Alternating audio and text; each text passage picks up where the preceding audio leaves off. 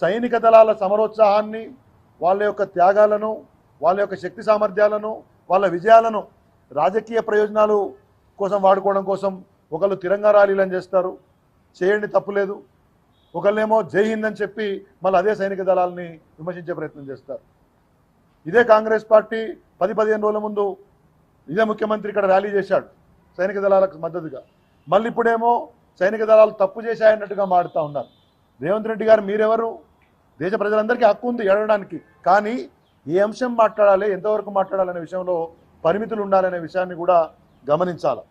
ఇవాళ రాహుల్ గాంధీ గారు ప్రధానమంత్రి అయి ఉంటే పాక్ ఆక్రమిత కాశ్మీర్ మనకు వెనక్కి వచ్చేది, మనం గెలిచే వాళ్ళము అని సైనిక దళాల యొక్క శక్తి సామర్థ్యాలని శంకించే విధంగా, కించపరిచే విధంగా మాడుతూ ఉన్నారు. ఇది పెద్ద జోక్. కాశ్మీర్లో కుంపటి పెట్టింది ఎవరు? కాశ్మీర్ సమస్యకు కారణం ఎవరు? రాహుల్ గాంధీ గారి యొక్క మెప్పు పొందాలంటే మీకు చాలా మార్గాలు ఉన్నాయి. మీరు ఢిల్లీకి పోతే 30 సార్లు పోయినా 3 గంటలు గేటు బయట ఉన్నా కానీ రాహుల్ గాంధీ గారు మీకు అపాయింట్మెంట్ ఇవ్వట్లేదు, అది వేరు సంగతి. కానీ ఈ రకంగా పొగిడి లేని అంశాన్ని తీసుకొచ్చి దానిలో సైనిక దళాలను వాడుకొని మీ పార్టీ నాయకుల మెప్పు పొందాలనుకోవడము ముఖ్యమంత్రి గారికి, రేవంత్ రెడ్డి గారికి సరికాదు. మీకు ఒక బాధ్యతాయుతమైనటువంటి పదవిని ప్రజలు ఇచ్చారు, దాన్ని దుర్వినియోగం చేయొద్దు. ఇవాళ బీజేపీ, కాంగ్రెస్ రెండూ కూడా దొందేలాగా డబుల్ స్టాండర్డ్స్తో వ్యవహరిస్తూ ఉన్నాయి.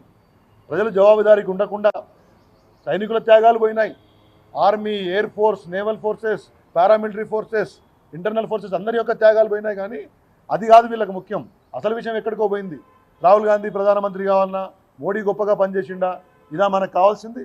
ఇవాళ దేశం ఇటువంటి పరిస్థితిని ఎదుర్కొన్నప్పుడు సైనిక దళాల యొక్క సామర్థ్యాన్ని మనం, వాళ్ళ యొక్క త్యాగాల్ని గుర్తు చేసుకుంటూ, వాళ్ళు చేసినటువంటి పనిని మెచ్చుకుంటూ, దేశం ఒక్కటిగా ఉన్న సందర్భంలో కాంగ్రెస్, బీజేపీ దుర్మార్గమైనటువంటి రాజకీయాలు చేయడం, ఆ రాజకీయాల్లో సైనిక దళాలను వాడటం అనేది, వారి పేరును గుంచడం అనేది సరైన పద్ధతి కాదు అనే విషయాన్ని కూడా వాళ్లకు నేను గుర్తు చేస్తూ, దేశ భద్రత, సైనిక దళాల అంశం చాలా సున్నిత అంశం.